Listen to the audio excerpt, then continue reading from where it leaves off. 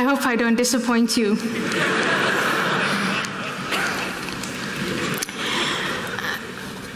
I listened to Geoffrey Roberts about the Catholic Church, and the one thing I thought about was a case in Florida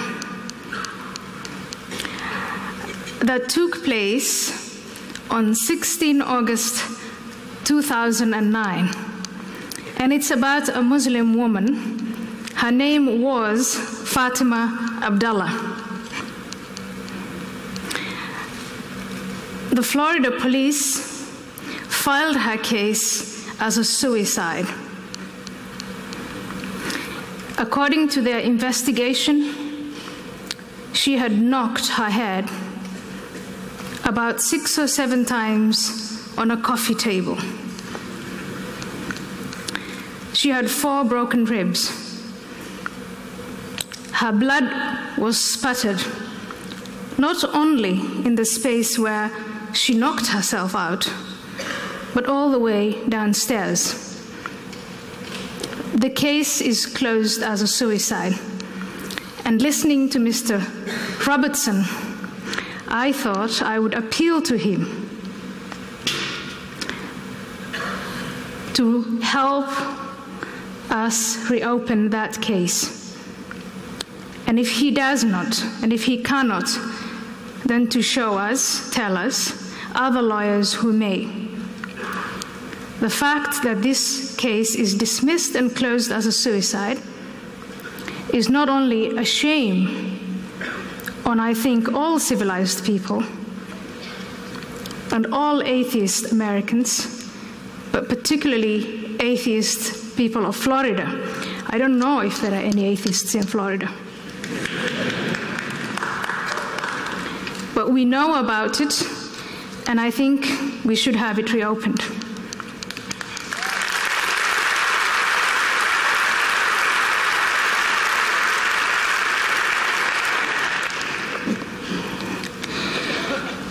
Fellow unbelievers, or shall I say, you godless lot, good afternoon. It's wonderful to be among friends. And I would like to take advantage of this moment to express my own personal grief and sadness at the death of Christopher Hitchens, who was a dear friend and a man who lived for the mind. I miss him, and I know you'll miss him fondly. Then I'll get to the intense question of this afternoon about the protests in the Arab world of 2011. The first question to be asked is, what would a secular spring mean to the societies in North Africa, as opposed to an Islamist winter? For me, secularism means democracy and the rule of law, and thereby the relevant institutions. An end to corruption, and an end to human rights violations. Freedom of speech, so that government opposition can organize and compete for power with an incumbent office, and freedom of the press. Freedom of conscience, so that individuals can worship whatever they want and whoever they want, but they can also choose not to worship. Women's rights to veil or to unveil, to choose their own mates, to work outside the home, and keep their pay.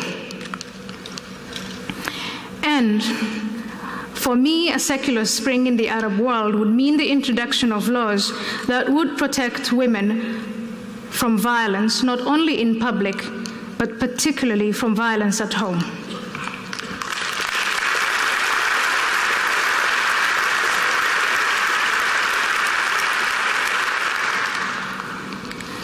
A secular spring for the Arab world would mean economic growth that would attract foreign investment and where tourism would thrive.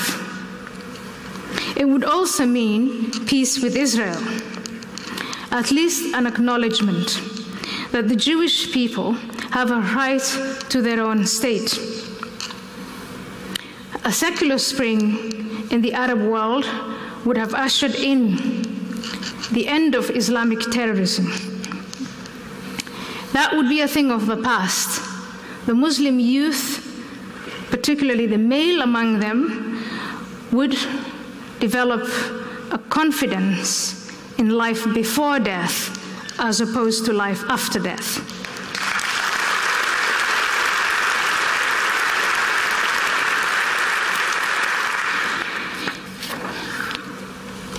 But for those of you who have been watching what's going on in North Africa and the Middle East, what you see is not a secular spring for the Arab people and for the Muslims who live in that part of the world, but an Islamist winter. Everywhere where elections have been held, in Tunisia, in Egypt, in Morocco, we've seen Islamist victories. In places like Yemen and Libya, where the old autocratic regimes have been toppled, we see informally that Islamists are in power or will soon be in power. In Saudi Arabia, the protests were silenced, not only through repression, which we never read about, but also through bribery. In Bahrain, a very small oil-rich country, we did see the protests, and they were silenced through repression, but the response to that repression, compared to the response to the repression committed by the likes of Mubarak, was very mild in the West. In Syria, I think the most resilient of the Arab protesters, it's ongoing. And the butcher in charge continues to massacre his own people.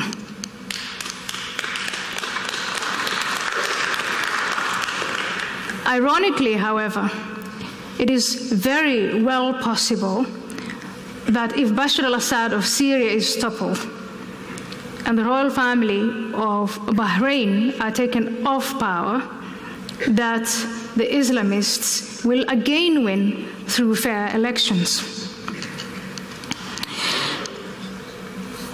So what does an Islamist winter look like? What will it look like? There's a great deal of controversy over that among observers. A lot of them think that the Islamists, once in power, will become like the Christian Democrats of Europe. I don't think so. I think that the corruption that the Arabs protested against will be replaced by a religiously sanctioned one.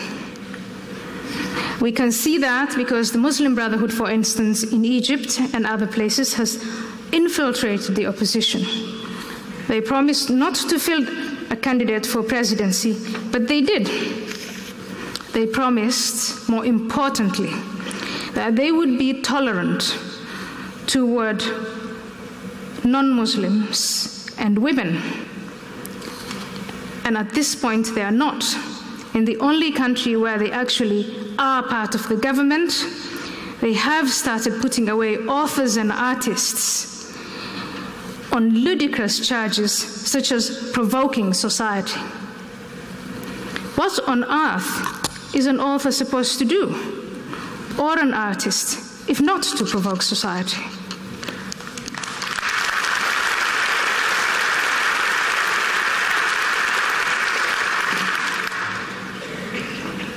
It also means that human rights will be violated, but this time it's going to be backed by Allah and His Messenger. Forget about freedom of speech. That's going to be conditional to Islamic teachings. Forget about the freedom of the press. It will be allowed as long as it is convenient to push the autocrats out of office and as long as it is necessary to placate the West. Forget about the freedom of conscience, because under an Islamist winter, the plight of Christians in Egypt, for instance, but in also other places, is going to be dire and is dire. They are killed, their churches are destroyed, the women are raped. But it's not only Christians, it's also the plight of Muslim dissidents and that of Muslim minority sects. Women. Geoffrey Robertson earlier talked about at length what the Catholic Church does to young children. At least the Catholic Church is subject to the rule of law. When the Islamists take over, they're going to lower the age of marriage to 9. The concept of guardianship, a fact that females will never be considered to be capable adults, is going to become official.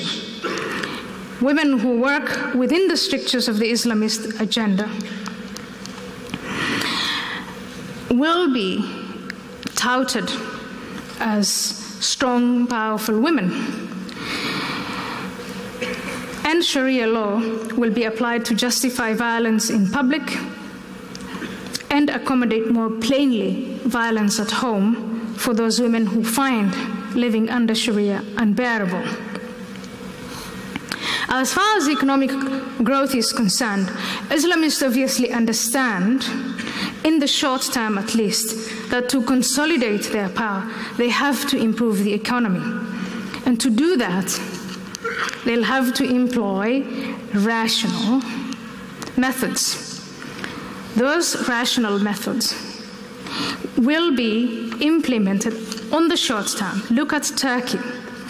But they will be justified with a range of fatwas, allowing, for instance, interest law. Peace with Israel. The doublespeak will continue. If you read anything that the leaders of the Muslim Brotherhood and other Islamists say, what you will find in there is a call for the destruction of Israel. In English, they murmur something about standing by the rights of Palestinians to support a peaceful protest. But if you scan their language, if you scan their writings and their speeches, you will never find the promise of a two-state solution. Islamic terrorism under an Islamist winter is going to become a matter of domestic and foreign policy.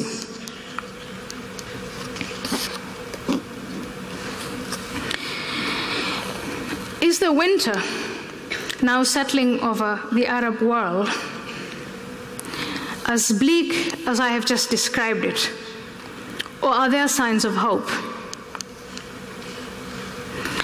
I see 4 signs of hope. The first is the election results in all of these countries where elections have been held. The secular parties did not do as well as the Islamists, but they are there, and they are significant. And some of them, in the case of Tunisia, are in fact part of the government. And these secular Arabs may not be atheists, but they are rational enough to conclude that the affairs of politics should be separated from the affairs of religion. A second sign of hope that I see is the Iran uprising of 2009. I don't know if you remember that, but those young men and women on the streets were not protesting against kleptocrats with a secular stamp on them. They were protesting against theocrats.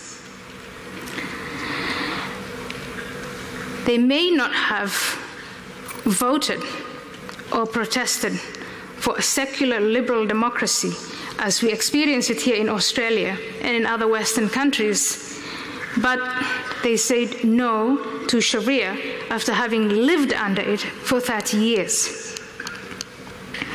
The third sign of hope that I see is the Muslim diaspora. Ex-Muslims like me in Europe and in North America are growing in number. We give speeches, we publish articles and books, and we communicate with one another. We make use of such tools as Facebook and Twitter.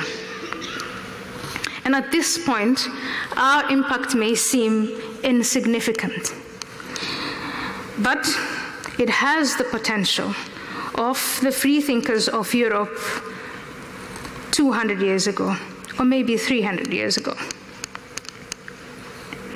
And I come to my fourth point. Talking of free thinking and Twitter, our project may not take centuries. For consider Hamza Kashgari. Put up your hand if you've heard of the name Hamza Kashgari. It's a pity because that puts me in a position that I have to tell you who he is.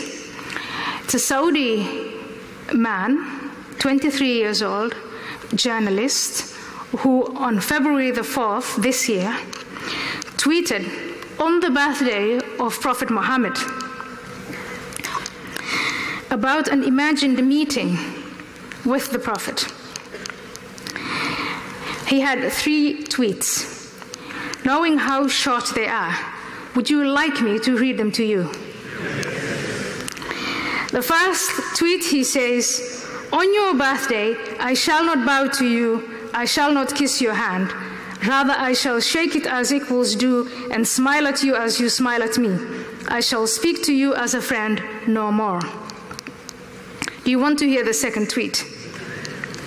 "On your birthday, I find you wherever I turn. I will say that I have loved aspects of you, hated others, and could not understand many more." Third tweet, "On your birthday, I will say that I have loved the rebel in you, that I've always been a source of that you have always been a source of inspiration to me, and that I do not like the halos of divinity around you. I shall not pray for you." Hamza then clarified his tweets to those who preemptively misunderstood him. He said, "I view my actions as part of a process toward freedom. I was demanding my right to practice the most basic human rights, freedom of expression and thought, so nothing was done in vain. I believe I'm just a scapegoat for a larger conflict. There are a lot of people like me in Saudi Arabia who are fighting for their rights." Hamza described the status of women's rights in Saudi Arabia by stating that Saudi women will not go to hell because it was impossible to go there twice.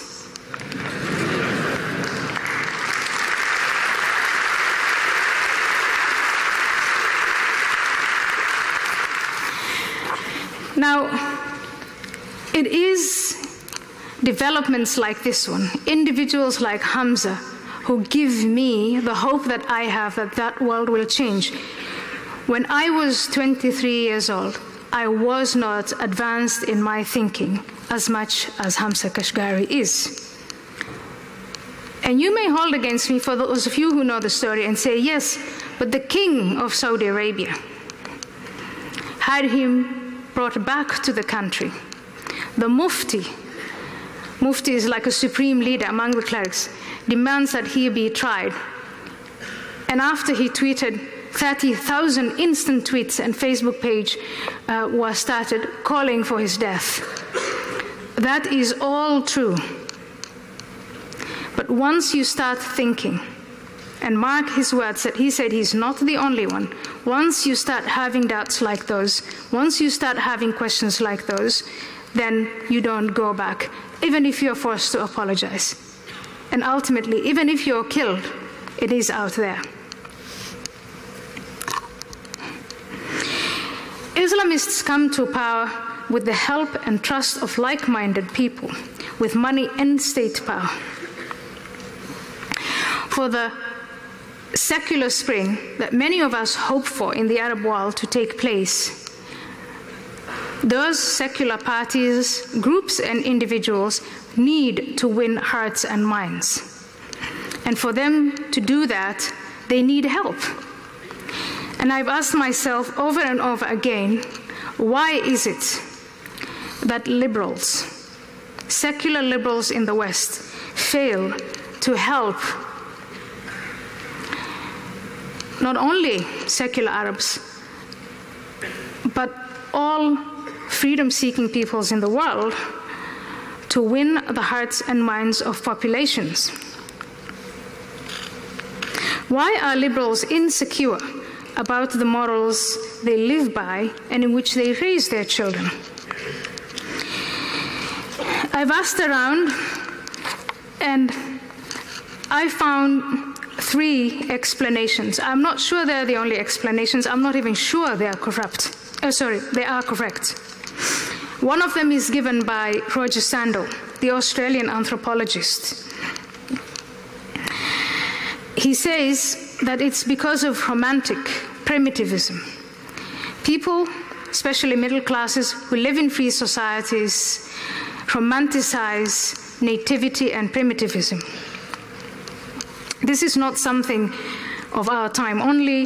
It was there from the time of the Greeks, from the time people have known civil society. And the most famous primitivist, he says, is Jean-Jacques Rousseau, who saw something noble in savages.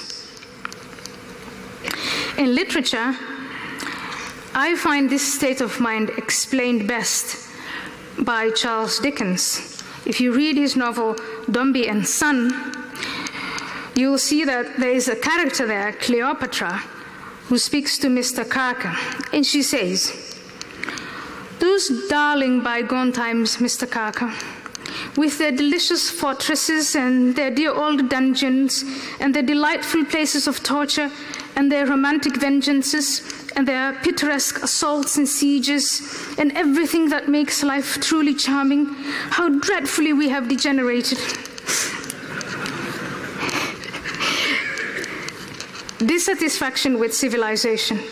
In our day, I see this condition with middle-class, liberal women who convert to Islam, cover themselves from head to toe in black, ugly gear, take to the streets and say that they are liberated. Liberated from what? And liberated to what? So as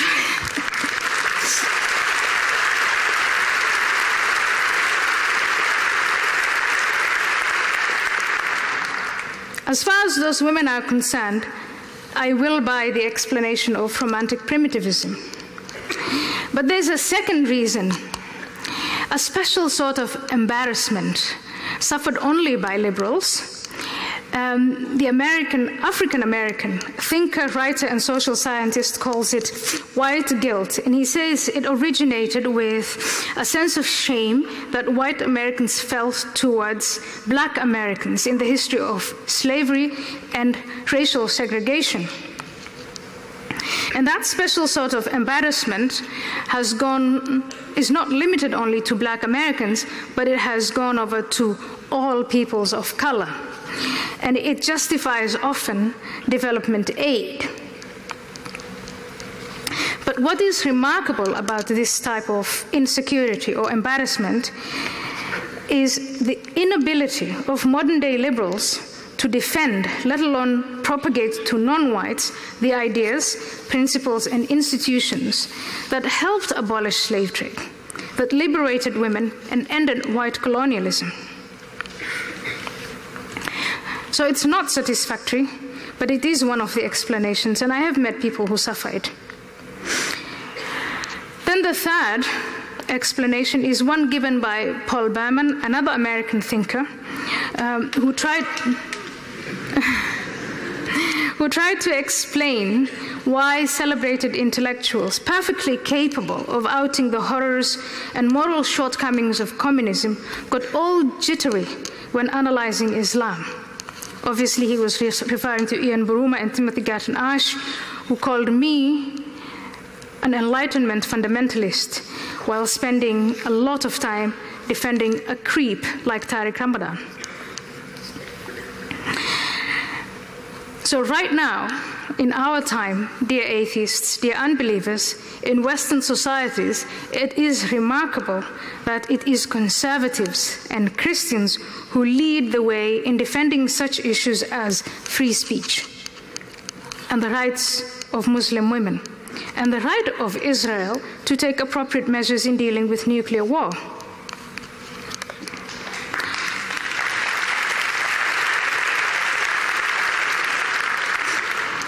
I started with the case of Fatima Abdallah, the woman who was beaten to death and whose case is closed under suicide. It is a Christian group who has taken on her case. They have raised money to try and reopen the case and have failed, but at least on the record, it is a Christian group who have taken it up for her.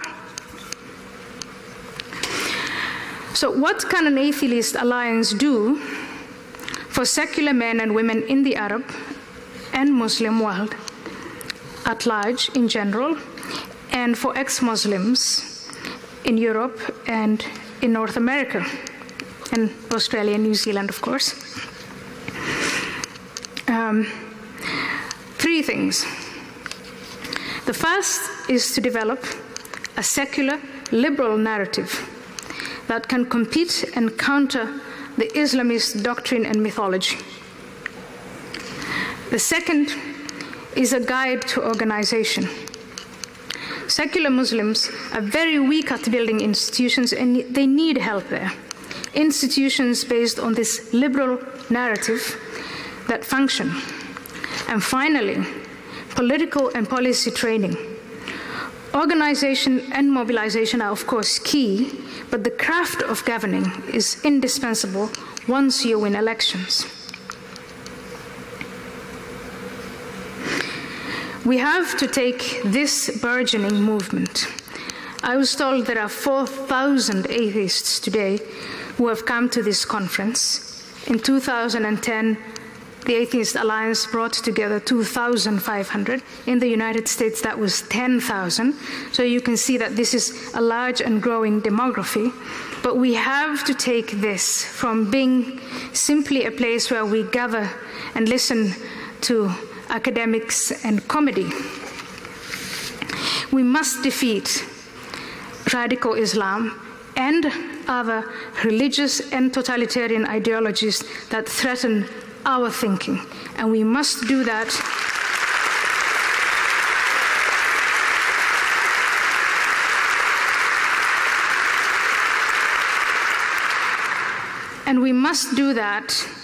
while thinking and laughing. Infidel was the epithet, an insult that was thrown at me over and over again by family and former Muslim friends. It is a label that I now wear with pride and joy.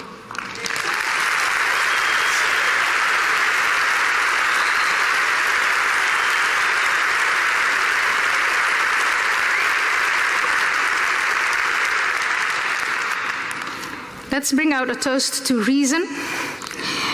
And if there's any time, I'll take your questions.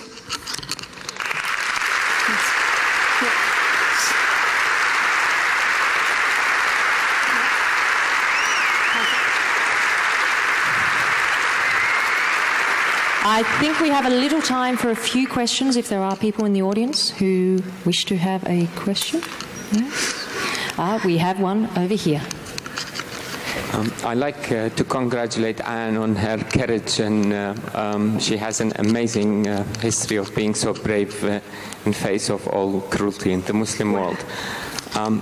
I have been supported by the same organization when you were studying in the Netherlands, the UAF. I just want to ask you one thing. When I'm from the Middle East, when I go back, it's like time travel. The mentality and the belief in conspiracy theories is so strong. Even with the point you mentioned, I'm not that optimistic that they will make a progress in the next decade or two. It might take another 500 years. What do you think? I don't think it will take another 500 years.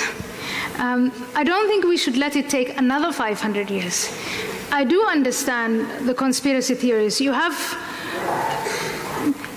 to consider that if you live under an autocracy where there's no freedom of speech, where there's no freedom of conscience, where children from the time they're able to go to school are fed only into state propaganda and Islamist propaganda, and both propagandas reinforce one another in conspiracy theories.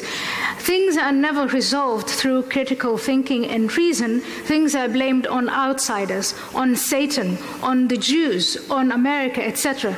So if you have generations who grow up in that kind of environment, then it's not surprising that they believe in conspiracy theories and that they're susceptible to victimhood and to, blaming outsiders. But despite that, I see individuals and groups, a growing number of them, who are questioning not only states, the autocratic states that they live under, but they have started also questioning the demand to submit to a God, and that submission means that some people are in power and others are not. And you see a young demographic that is probably not as informed and as educated as individuals who grow up in a liberal society, but who are really hungry for freedom. Hamza Kashgari, whom I mentioned, can you imagine the odds of growing up in Saudi Arabia and coming to the conclusions that he has? That should give you confidence, and not only confidence that these people exist, but if you have any charitable traits in you, that is where our charity should be going, in expanding that group of people and helping them along. Yeah.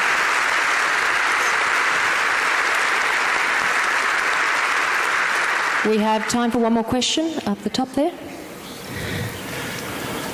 Fundamental Christians and Zionists believe that Israel is chosen by God to steal Palestinian land. The West turns a blind eye to Israel's continuing violations of international law, while the US pumps $5 billion a year into its economy. Do you think this is the best way for the West to make friends and influence people in the Islamic world?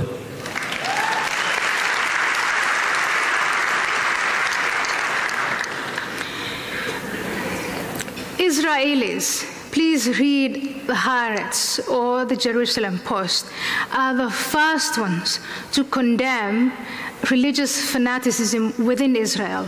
I was reading an article this afternoon.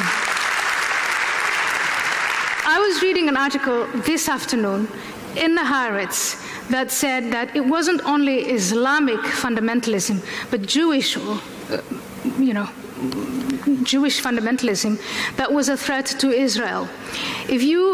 I live in the United States of America, and if you read the newspapers and you go around, you will see that there is a great deal of criticism on American policy towards Israel, not least of all by Jews. My point is, things in Israel and between the Israelis and the Palestinians can be improved and should be improved. But it's no excuse for Tunisians, for Egyptians, for Pakistanis and Indonesians who are not even neighbors of Israel. It's no excuse for the entire Muslim Ummah of 1.57 billion people to blame Israel for the shortcomings of Islam. That is irrational, and you must agree with me in a conference where we've come to celebrate reason.